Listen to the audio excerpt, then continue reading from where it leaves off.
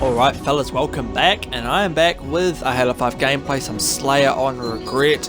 Probably my third favourite map in Halo 5, my first favourite map is obviously Fathom, and you guys know that.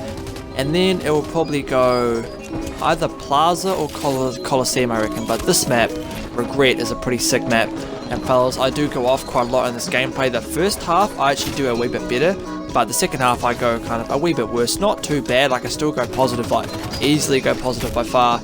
As I take out the scrub, tries to keep it the energy sword, the needler I mean. It is what it is, fellas. I've only had 3 coffees today, so I'm a wee bit, not 100% there, but I will be after my 6th or 7th. So fellas, let's get straight into the gameplay. Now there's a few things I want to talk to you guys about as you guys are watching the gameplay, of course. And that is how I think Halo 5 deserves Game of the Year.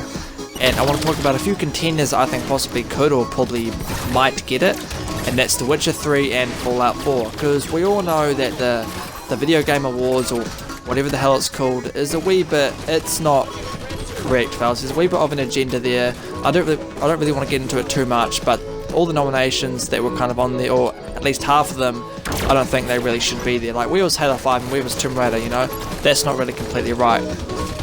But scratch that, fellas, let's get straight into this. I think Halo 5 deserves Game of the Year, but the 2 games I think might or probably get it will either be The Witcher 3 Wild Hunt, which is amazing, fellas, and Fallout 4. Now, I love Fallout 4, I post a lot of Fallout 4 guides on this channel, but personally, fellas, I don't think Fallout 4 deserves the title of Game of the Year for this year. Now, Fallout 3, that game deserved Game of the Year. Oblivion, that deserved Game of the Year. Skyrim, that deserved Game of the Year.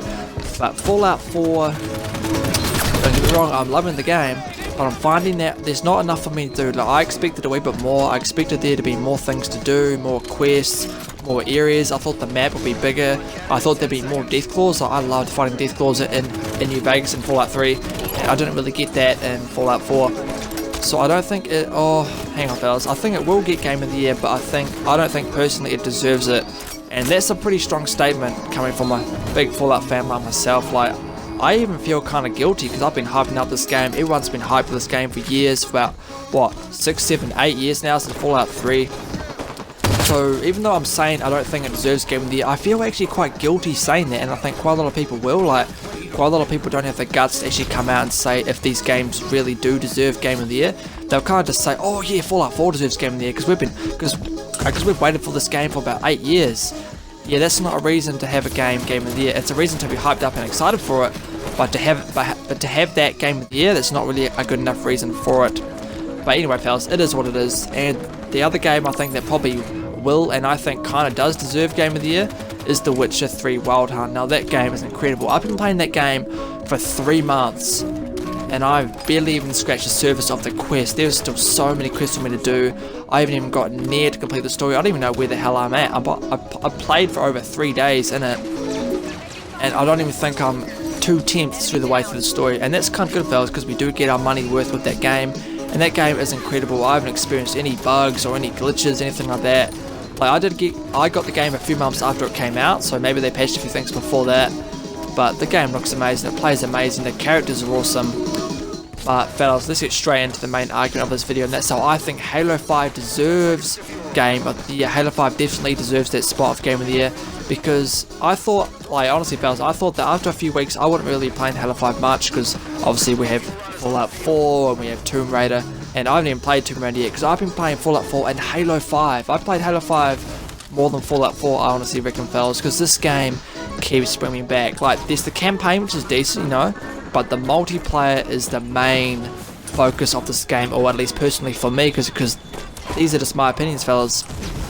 The multiplayer in Halo 5 is by far the best multiplayer I've ever played. It is smooth, there's virtually no lag, 60 frames per second, dedicated servers. Now, the resolution of a game is not really important. There's no difference between 720p, 900p, 1080p. The human eye cannot tell the difference. But frame rate, that is a big difference. And this 60 frames per second, woo, love it, fellas. It is beast, and I just want to keep on playing Halo 5. I just want to keep coming back to it, because this game is greatness. This game is what gaming should be. This is the next generation of shooters, fellas. And if Microsoft does snag up Titanfall 2 as an exclusive, then the Xbox will continue to be the main shooter box. Obviously with all the other games as well, but the best games, the best shooters will obviously be played on Xbox. Like, you have Titanfall, you have Gears, you have Halo, you have, what else? You have Crackdown, you have Quantum Break, all these amazing games. Xbox exclusive, and I love saying that, pals. Xbox exclusive. I know it's a bit shady what the Tomb Raider thing was, but Xbox exclusives is why we buy consoles, man. We buy consoles for these exclusives, and Halo 5 is a system seller. This game is amazing, this game is greatness, it plays smooth, it is so much fun, and the main point I want to really make is I keep coming back to this game every frickin' day. All frickin' day, fellas, just run it straight, fellas. This game is greatness, I love it, and I think this deserves Game of the Year for me personally, because I think a Game of the Year should be a game that keeps bringing you back, that always wants you to, or that always makes you want to continue playing it and not put that controller down. And speaking of controllers, fellas, this game is made for the Elite controller. Woo! Love it, fellas. The thing is greatness. The Elite controller is sick. I have the two bumpers at the bottom set for jump and thrust. That's why you probably see me jumping and thrusting around quite a lot, because I have them set up as my pedals, so not triggers, pedals. And I have both the triggers halfway down so I can fire a bit faster and get those shots off. But fellas, I think Halo 5 deserves Game of the Year, but be sure to let me know in the comment section down below what you guys think about this. So as always, stay safe, stay tuned, have a great day, have a great week as well, fellas. Enjoy Halo 5, enjoy being an Xbox gamer, because this game is greatness. And I will see you fellas on the next one. Yeah! Halo 5 is greatness, yeah!